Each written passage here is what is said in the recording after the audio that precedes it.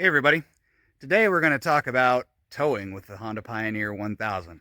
Got me a 2016 Honda Pioneer 1005, the deluxe edition I think as it is. And it has had the clutch recall done onto it. But other than that, the clutches were changed at like 500 miles due to the recall, and ever since then, that's the same, and I use her all the time. And people always ask, what can you haul with the Honda Pioneer 1000? How strong is that transmission? Do I need to worry about cooking clutches? So on and so forth. And what gear do I pull in? Low. Always low. Just pull, if you're going to pull like up to 2,000 pounds, it better be in low. And honestly, why do you need to go over 35 if you're hauling something that weighs as much as your damn vehicle on gravel roads and crap? On high, I have hauled in high gear, but that was like when I was going down paved roads. And it can do that no problem too. You just have to be smart about it. And speaking about being smart about it, we're going to do something today that way exceeds the factory towing recommendations. Honda says that your total trailer weight shouldn't be over 2,000 pounds. And everybody knows that numbers like that are more of a... It is more what you'd call guidelines than actual rules. Yeah. So, today we're going to show you what this baby can actually haul. I'm going to give you an idea of the area that I'm pulling it in. I don't know if the camera really does it justice, but it's a pretty good grade there. It's, decently steep for Oklahoma anyway. How about that nice Oklahoma sunset? But anyways, this is the route that I'm going to pull the trailer, and you'll see it really has no problem doing it. Honestly, the biggest problem you run into with towing one of these is stopping. Especially if you're on gravel, loose crap like that. You really have to plan ahead on your drive.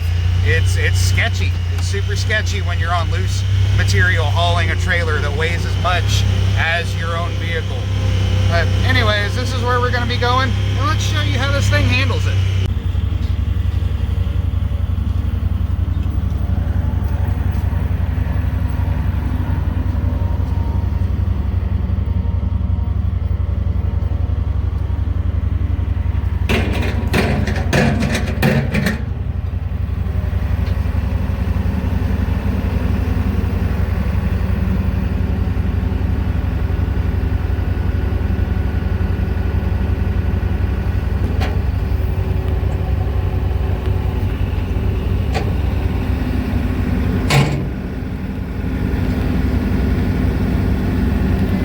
Alright, so there you go.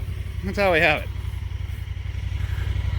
She's loaded up. I try not to go too tongue heavy because here's the thing, guys. When you are running a machine past its limits, you got to use some common sense, okay?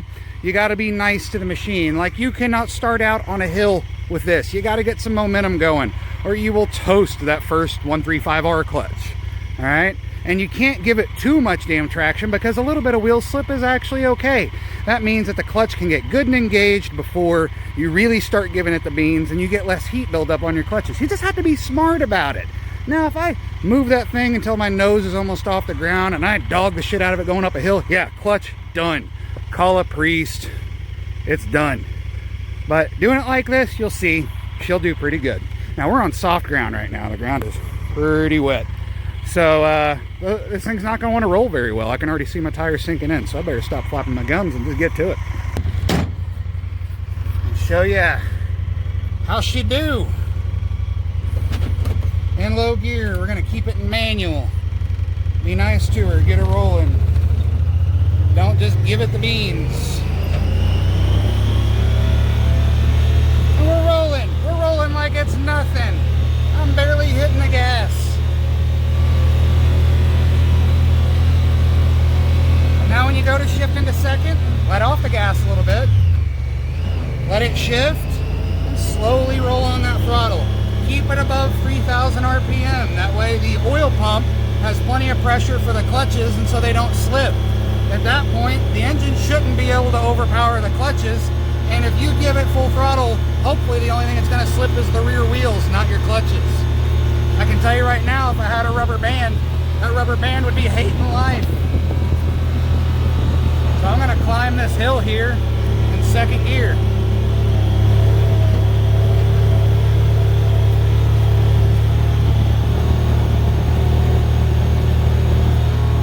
Climbing the hill like it ain't nothing.